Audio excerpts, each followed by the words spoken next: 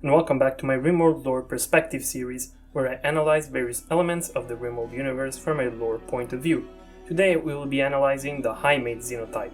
Highmates are a very unique type of xenohumans, bearing great physical but even greater mental modifications. Highmates are essentially designed and bioengineered to look and act as what is perceived to be the current society's stand of a perfect partner, both in looks and behavior.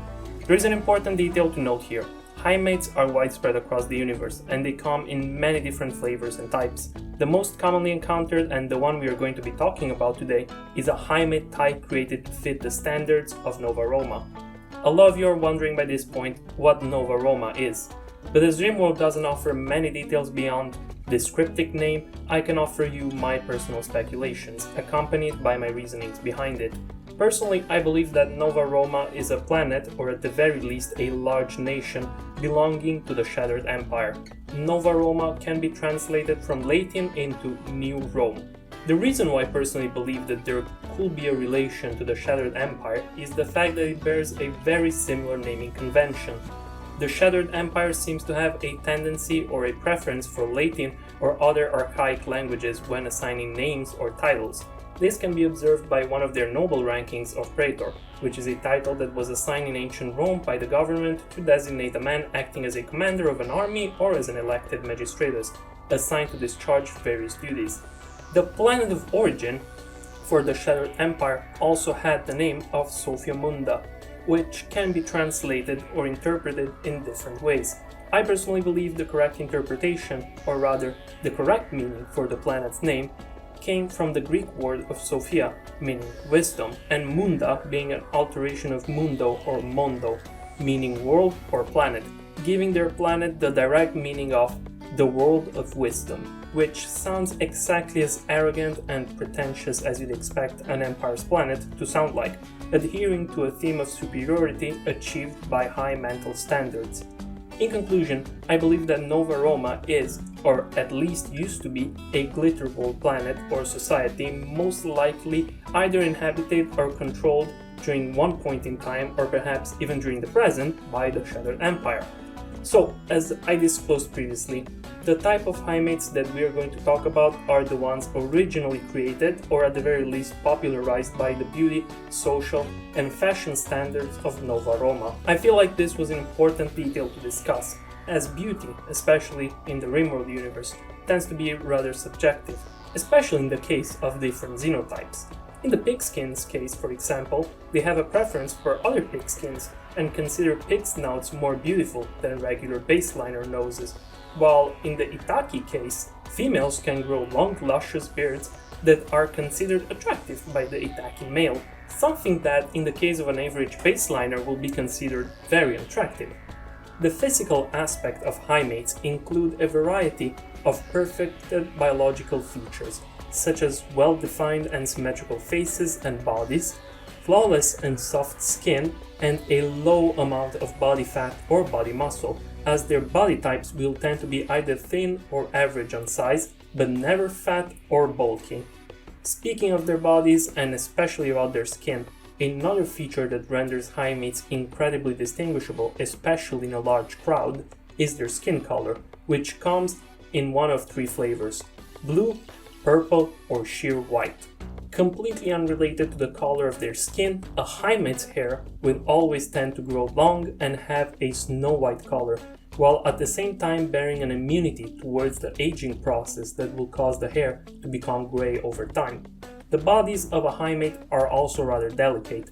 Their bones are weak and brittle, and their flesh and joints have less binding molecules holding them together, meaning that even a minor accident such as tripping and falling on the ground could result in a broken bone or a nasty injury. It goes without saying that anything worse than that will actually put their life in peril.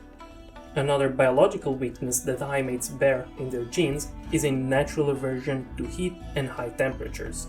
I'm going to speculate that this was intentional by design, in order to incentivize Highmates to wear or feel more comfortable with less clothes, or at least of the more revealing type. Why that will be intentional is rather obvious. Highmates were designed to be the perfect companions, spouses, partners, or even escorts. If their bodies did not indicate that enough, all the proof you need is the mental modification that their brains undergo, essentially reshaping their entire personality. Highmates have a very positive outlook on life. They tend to see the world through the half-full glass philosophy, while bearing a kind and empathetic spirit, feeling distraught at the suffering of others, and always wanting to offer kind words of advice or encouragement in order to lift everyone's spirits. Highmates also have a very high libido.